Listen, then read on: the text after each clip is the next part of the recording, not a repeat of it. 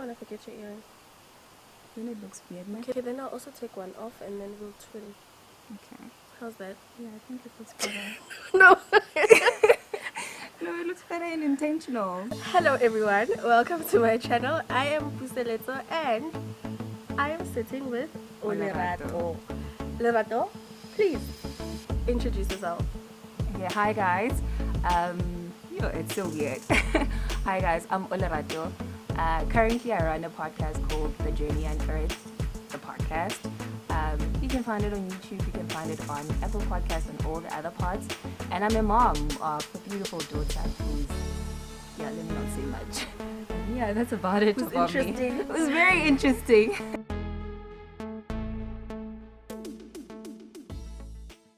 So today we want to talk about crying in front of your children. Do you do it? Why do you do it? If not, why do you think you shouldn't be crying in front of your children? What kind of lessons do you think it teaches them? So I only started crying in front of my children this year. My daughter is 9, so she's only seen me crying for the first time at the age of 9. But my sons are much younger, so the youngest has seen me cry. Aldale one, basically. I don't know if he understands it, but the 4-year-old as well has seen me at age 4. So it took me a while to cry in front of my children, especially for the eldest. But obviously the youngest, the boys, have seen me much sooner. When did you start crying in front of your child? For me, it wasn't really an intentional one or like a thought of one. I got a call that, first off, I had missed work and she was there, she was not at school, and I was with her. And then my aunt was in hospital. And then I got a call whilst I had her on my arms, and she was less than a year. I got a call that rush to the hospital, your aunt is not well, she's deteriorating really, her health is getting worse. And I was trying to get myself prepped up and with high emotions for, is it really going to happen, what's going to happen? And as I was trying to prepare her as well to leave with her, I got another call that she has passed away. And right there, without me thinking of anything, I started crying. And she could see that from that pause that something is not right. She's crying. And suddenly, Liana, she stopped and looked at me, froze, confused. So now another recent one was now when she's 2. And I don't remember, I think I was overwhelmed and all that, life happens. And I cried in front of her. And she was wailing, going on about crying as well. And when she saw me crying, she actually stopped crying herself. And she saw that something was wrong. Mommy was not as normal. And she actually gave me a hug. Yeah. Yes.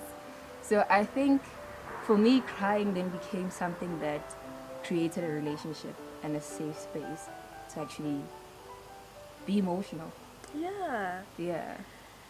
I was always afraid of being emotional in front of my child, especially the girl, because she's a girl, and girls are referred to usually as being emotional. So I thought, I don't want her to see me as emotional.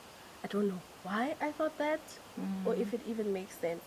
So I think the thing for me that I want to understand is, how important is it for your child to know why you're crying? Yeah. I think for me, like I said just now, one thing that I realized was that it created a safe space to be emotional. If I cry even now when she's 5 or wherever, she'll get to understand that this is an emotion that is allowed to actually take room and take space, And in this sense, it also shows her that there's a healthier outlet of actually showing your emotions. Yes. Yeah. And more so, it also shows her that life happens. Definitely. I think it also shows her that life happens and mom and dad can be sad, but there are days whereby they're happy and they get to see and experience both sides of life, that life is not this linear, always happy and exciting, but life happens and sad emotions do come through and you get to cry and break down. And I imagine that happening for also a boy child. Do you think then, how important is it also for them to see their father crying? I think because I have seen my father crying. In fact, even just to go back, I only saw my mother crying in my late 20s. Before that, I've never seen her crying. But I know for sure that she's been through some trying times. I've seen her growth and the journey that she's been in, but I never saw her cry until I was in my late 20s. So, same goes for my father. I hope he doesn't have an issue with me saying this. He's human, you know. I've only seen him cry in my late 20s. Before that, never, ever, ever. So, do you think your husband should cry in front of your child? Sure, I think it's something that is so important because us women do cry easily. And like you said, right now, you're even afraid to even say that your dad cries. So imagine if a child knows that dad can cry. Yeah, For a boy child, that means yeah. that it's okay for me to be weak. It's okay for me to actually express myself like a girl child can. It's okay to be like dad because dad does not have to conceal and hide their emotions, but they can also cry and be weak, and that does not say that they are not manly enough, you know? Yeah. At the end of the day, like you said, life happens, and at times that you don't expect that things will happen. So if something happens when you're with your children, there's no time to run to the bathroom, or sometimes it just comes out right there and there. And when I cried, it was a real cry, like the tears just couldn't stop flowing. But for some reason, I had to stop sometimes you have the the cry with the voice. Yeah. So I had to limit my my intensity of the cry. Do you think you had to do that? Do you think it's important to do that? Or is it a matter of crying, being able to differentiate between crying and breaking down in front of your kids? Because one thing for sure, for me, there's a limit in terms of telling them the reason why I'm crying. Because Yeah. the first time I cried in front of them, the reason I really felt is not age appropriate for them. Yeah. So, what can you differentiate? Do you think you can tell?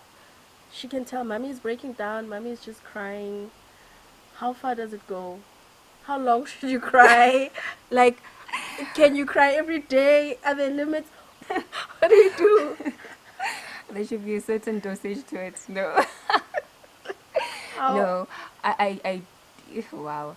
I do think that, I mean, I can't say that they shouldn't see you as weak, but they need to experience like good times and bad times in your life as well. And like I like that you say that there are certain things that are age appropriate to explain. Like I think explaining why are you sad at this moment makes so much sense because then they know that they can also express themselves to say, "Mom, I'm sad because this and that happened at school." You know, they know how to actually put words to that emotion. You know, when it's age appropriate, you can share that. I think in terms of dosage, show them that it's okay to cry, but like when you over cry, it's just though things are always bad all the time. Like there should be moments whereby, okay, this is in my space. Let me know. Show. It's the same as when kids always see mom and dad fighting all the time. It's just though things are horrible all the time. But when they see mom and dad fighting once in a while and they see happier times the Yep. most, then they know that, I mean, people do fight in a relationship. And when they grow up, they're not going to expect that, no, we shouldn't be fighting. But I've seen mom and dad fight once upon a time. So there's a healthy dosage of showing that things do go bad. But when you always show them in front of your kids, then it's something else. You know? Yeah. I think the lesson here would be teaching them the resolve. So after you cry, what happens? How you just wipe your tears, get up, and continue cooking, carry on with the day, or after you cry, you go into bed and you sleep, and you're in that. It's about the resolve. How do Yeah. you? And tomorrow, are you still sad? How do you navigate the emotions? Just like what you're saying with the fight, if you're fighting, if mommy and daddy are fighting, what is important is for them to see that this is a constructive argument. It's not a fight, and they can resolve the argument. So how do we just, what's the word? how do we overcome those times? Do you think the same? I think that is so key what you just said right now. Or do you think it's just about being in the moment? It's just about them, like, there's black and white to life. I know. I think the resolve, like you just said right now, is so key.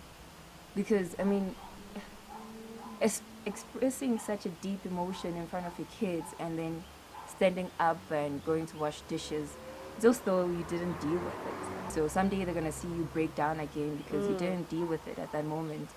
I mean, it's okay to say, okay, mommy was crying, even though it's not age appropriate to say, like, what was the reason, but to say mommy was crying and it's going to be okay. I don't know, like, things will be okay, we'll work it out. Or mommy and dad were fighting, but this is what happens. Just to explain the moment and then go about and be like, yeah, like, go about it. Go about life, but just show the resolve part as well. Yeah. You can't just traumatize kids and leave them hanging. And you're like, what just happened? Like, No. is it a moment of bipolar or what? It's like, No. yeah. Yeah. So, yeah, I think the resolve is key in that sense, that you show that you need to deal with the emotion as well, or whatever the reason was. Instead of, because crying is not, I think it's not the only thing that actually make you deal with what just happened. Yeah. Yeah, so even talking it through, I think it's essential. The thing for me is seeing my children's affection when they see me crying. It's so heartwarming, and I think it helps to soothe my cry. My 4-year-old just hugged me, didn't say anything. Mama, are you crying? Mama, are you fine? And he just hugs me with his, little hands.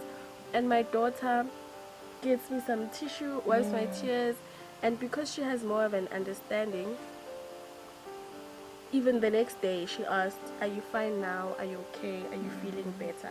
Although my son didn't follow up, I mean, for him it's gone, but that affection, those tiny little hands hugging you and wiping your tears, it was just like, okay, I have to smile. You know what? I can't just. Do you think that it creates like a space of trust or a bond between you and your Yeah, it creates a bond. Yeah. It's a bond.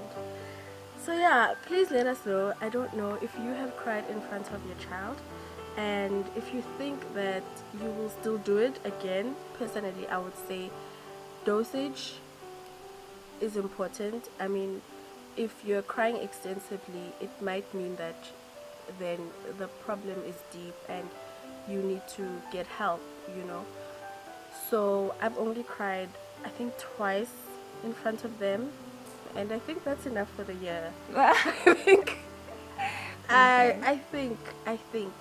and I'm happy that they saw me crying, and I'm so happy with the way they naturally were so affectionate and just sympathetic towards me.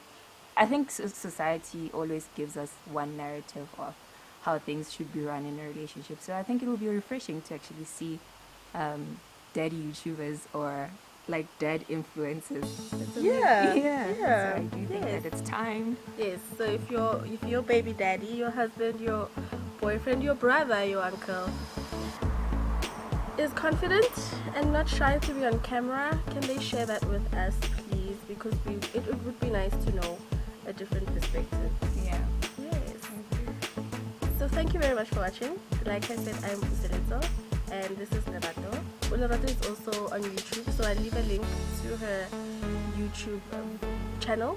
Also, she's a podcaster, so please listen to her podcast. I recently listened to 2 of them, and I enjoyed the conversations that she has with women. Thank you so much for watching. Love you all. Mwah.